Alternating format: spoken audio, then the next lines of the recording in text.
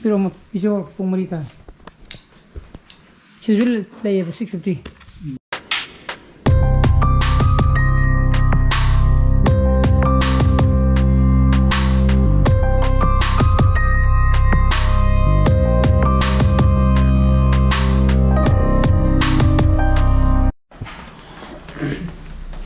Good morning guys, welcome back to my channel.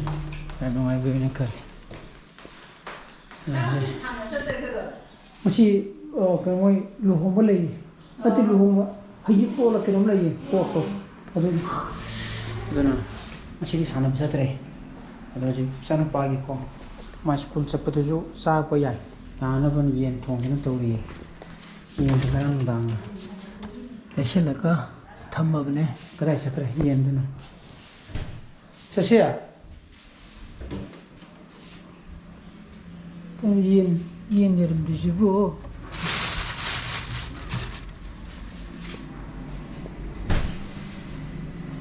Yendi. Kangda. Oh, sileh.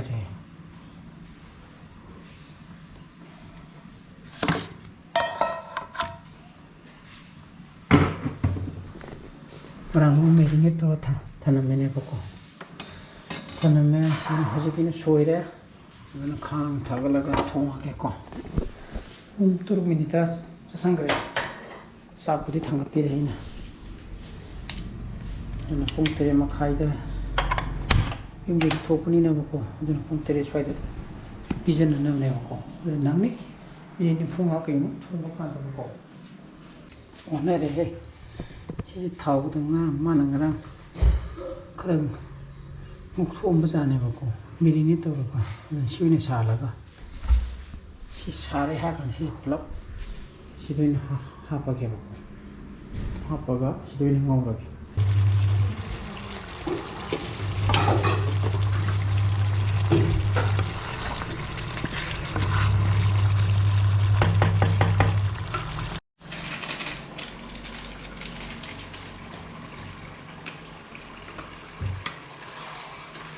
Pujari James.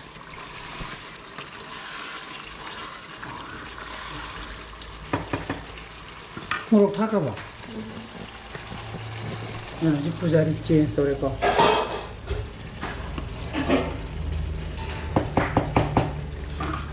Tak saja. Pung tu turun makai. Tak salah nang ni ya. Siapa? Tu siapa? Loidri, mak ko kucing ciri faida. Kamera maninda. Dan jangan tu kau. Nang ni ya ni kau.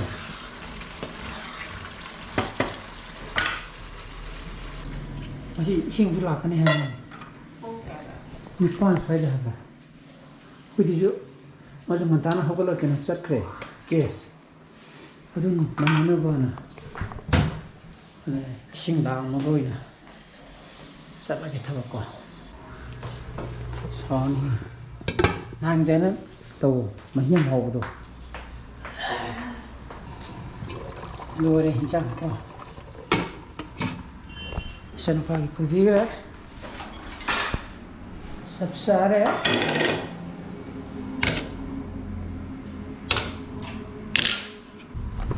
Chalo. Anh ơi, bị bay một bay được à? Oh yare. Pai yare chalo. TV ni yang yare. Abe battery out damne. Lo chalo, pung tere tare. Silere ko. Si sara sa di mahal pung amo makai bu. Kem sa dan bayar ni.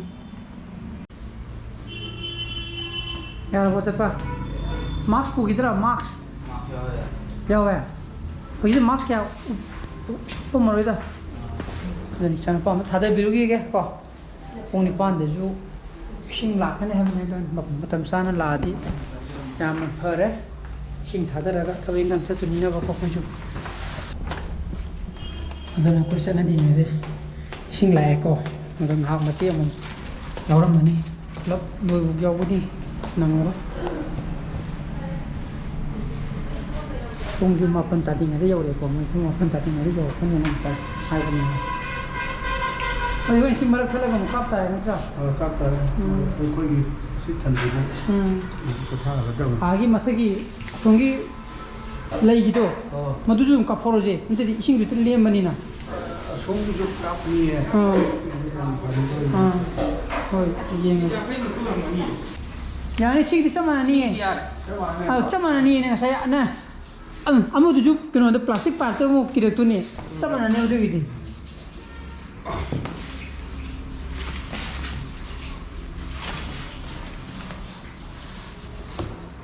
ꯑꯗꯨ ꯌꯥꯔꯕ ꯌꯥꯔꯦ ꯁꯣꯝꯒꯤꯗꯤ ꯌꯥꯔꯦ ꯁꯣꯝꯒꯤ ꯌꯥꯔꯦ ꯑꯗ ꯑꯩꯈꯣꯏ ꯆꯥꯂꯨ ꯇꯧꯕꯤ ꯁꯤꯁꯤꯃ ꯐꯖꯅ ꯑꯗꯨꯝ ꯊꯝꯃꯒ ꯁꯤꯒ ꯊꯥꯒ ꯆꯍꯤ ꯆꯠꯂ ꯊꯥ 5 ꯇꯔꯨꯛ ꯑꯗꯨꯝ ꯁꯤꯡꯇꯣꯛꯑ ꯂꯣꯏꯔꯦ ꯁꯤꯔꯣ ꯁꯨꯝ ꯆꯠꯀꯅꯤꯗ ꯀꯩꯅꯣ ꯇꯧꯔꯗꯤ ꯑꯩꯁꯦ ꯏꯁꯤꯡ ꯆꯦꯟꯐꯝ ꯁꯨꯡꯂꯩ ꯂꯩꯇꯕꯅꯤꯅ ꯑꯗꯩꯗꯤ ꯃꯥꯄꯟꯅꯦ ꯑꯊꯨꯕ ꯈꯔ ꯁꯣꯏꯅ ꯊꯨꯅ ꯂꯥꯛꯅꯔꯗꯤ ꯆꯞ ꯆꯥꯔꯦ ꯆꯞ ꯆꯥꯔꯦ ꯁꯤꯗ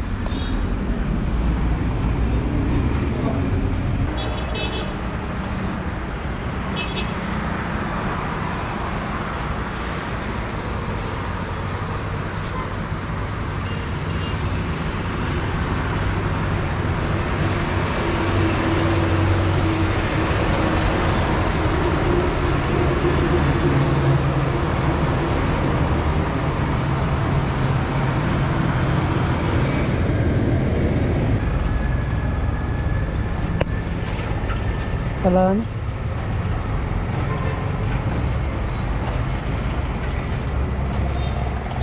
Pero, pagi. Não é pai? Fechado. Sisi cuma thalaga. From the lady was in the we could hook around and seizing what Talanama. Although the subject of Salaga, with young Morocco. So, I mean, the Yadreva. Saga toy ko. May mutum saga na sin mahi sa du na. Awa ilmut. Ai da. Ha. Nangam khang de lo ko thum se. Mana. Yurunga yen mahi ga. O ai ne yen tumga yen mahi me.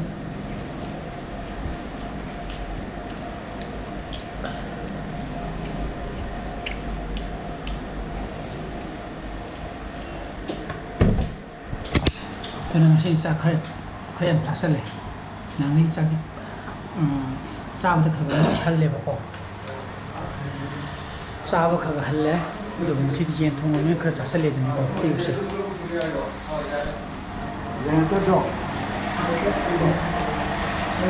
친구 공부해서 넌 못했기도. 친구 오지면 좀 막 이제 같은 거. 아이네리고. 가요 오라게. Jadi wali hedu dia.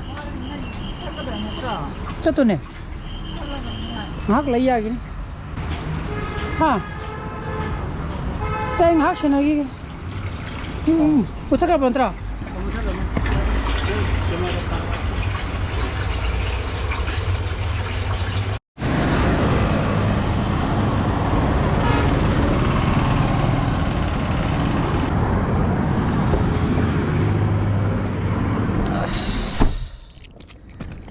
Tabak sana rugi ya. Kau. Kita kleba mo. Kita yumda hale halba kanda ini pi. Masa sagale ko yumda hala kanda ini chip temperature check man tok jiha kanda masa sagale. Ande phandi di pise rogi motang 650 motang talok thau gi dogo. 100 sai ba. 100.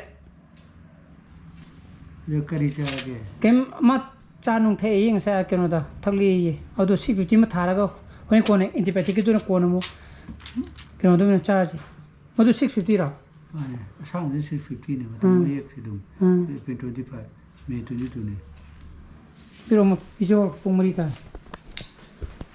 चिजुल ले ये 650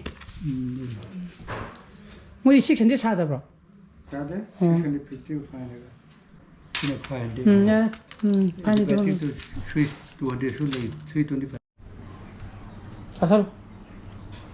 하나 더 한데긴 납 조리 또 보고. 힘 뭐. Case लुबा दो थेंगना नोंगालमदाइदा हलागा Coke तुमगा इरुजगिबा अदेमु नोंगालगा मु इरुजरेना मदुदगी मनातो महीजे और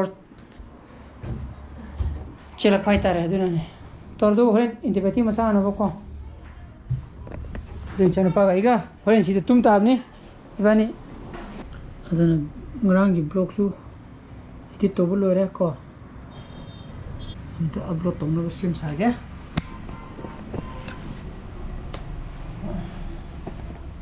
kya leyeba 99 step sul leiro hera sai 100 leira mo 99 le ye yam pore ani sonu pai bani di sidoina tumma ge ngasi gi oina ko mana patribu then sak thoge chon pai bani ko sida pen chon poj sidoin tumal lage magi mon pakse somdi ko thang toro sidoin thara ge bo faida do tumal lage ain sidoin tumage na thana mabne okay abu ngasai hinang do bra yen hobra then sak thoge bizu my favorite ko badminton india gi double men's wall number 1 bani ko hanai friends open ni dan si ju yenge ko sor as when je moini hi ko ama game je 11-6 ta si go opponent je na ko tharing je na dan saksa sana yin thoge dan maya mai si project matai percent je ai ko super mo thoge di like to biro mo share to bio no video so biro subscribe to biro mo kon sana pasale bio so please be safe and be healthy bye bye good night ciao